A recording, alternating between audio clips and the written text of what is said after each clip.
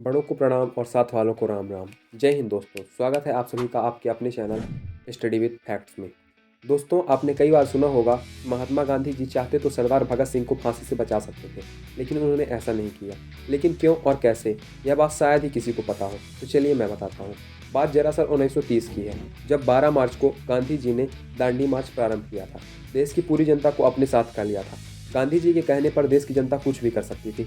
उस समय पर ब्रिटेन के प्रधानमंत्री रैजमे मैकडोनाल्ड थे और विपक्षी नेता विंस्टन चर्चिल थे। पीएम रैजमे मैकडोनाल्ड ने 1930 में पहला गोलमेज सम्मेलन आयोजित किया, जिसे ब्रिटेन में बुलवाया गया था, जिसमें गांधी जी को भारत की ओर से जाना था।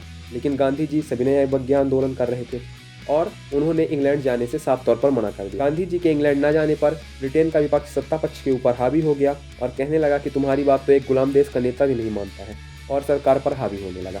अपनी सरकार को बचाने के लिए मैकडोनाल्ड ने तत्कालीन वायसराय लॉर्ड इरविन को आदेश दिया कि किसी भी प्रकार से गांधी जी को द्वितीय गोलमेज सम्मेलन में लाया जाए, और गांधी जी ने सविनय अवज्ञा आंदोलन बंद करने के लिए 11 सूत्रीय मांगें इरविन के सामने रखी। और देश की जनता के कहने पर इनमें से एक मांग यह भी थी कि भारत के सभी कैदी रिहा कर दिए जाएंगे। कहानी का दूसरा पक्ष हमें सरदार भगत सिंह की ओर लेकर चलता है। भगत सिंह देश के एक महान पुत्र थे, जिन्होंने अंग्रेज शासकों के कानों तक अपनी आवाज़ पहुंचाने के लिए भरी असेंबली में बम फेंक दिया था। उनका मकसद अपनी आवाज़ को सिर्फ अंग्रेजों तक पहुंचाना था, इसलिए उन्होंने बम ऐसी जगह फेंका था जहां से किसी को जान का नुकसान ना हो, और इसके लिए भगत सिंह को पकड़ लिया गया। उन पर बम फेंकने तथा सैंडर्स की हत्या का आरोप लगाया गया। हालांकि हत्या के आरोप का कोई सबूत अंग्रेजों के पास नहीं था, फिर भी भगत सिंह, राजगुरु और बटुकेश्वर दत्त को 14 फरवरी 1931 में फांसी देने की घोषणा कर दी जाती है। और दूसरी तरफ ब्रिटेन के प्रधानमंत्री के दबाव के कारण इरविन गांधी जी की हर बात मानने को मजबूर था। लेकिन यहाँ पर गांधी जी से एक भूल हो गई और इरविन ने अपना दांव खेल दिया।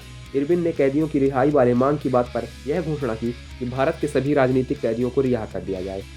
गांधी जी उसकी इस कुटिलता को समझ ना सके कि भगत सिंह राजनीतिक कैदी नहीं बल्कि आपराधिक कैदी थे। इस प्रकार से इस समझौते के अंतर्गत उन्हें नहीं छोड़ा जाएगा, और गांधी जी ने द्वितीय गोलमेज सम्मेलन में जाने को हाँ कर दिया। और गांधी जी के इस भूल की कीमत सरदार भगत सिंह, सुखदेव और राजगुरु को चुकानी पड़ी, और उन्हें 23 मार्च 1931 को फांसी दे दी गई।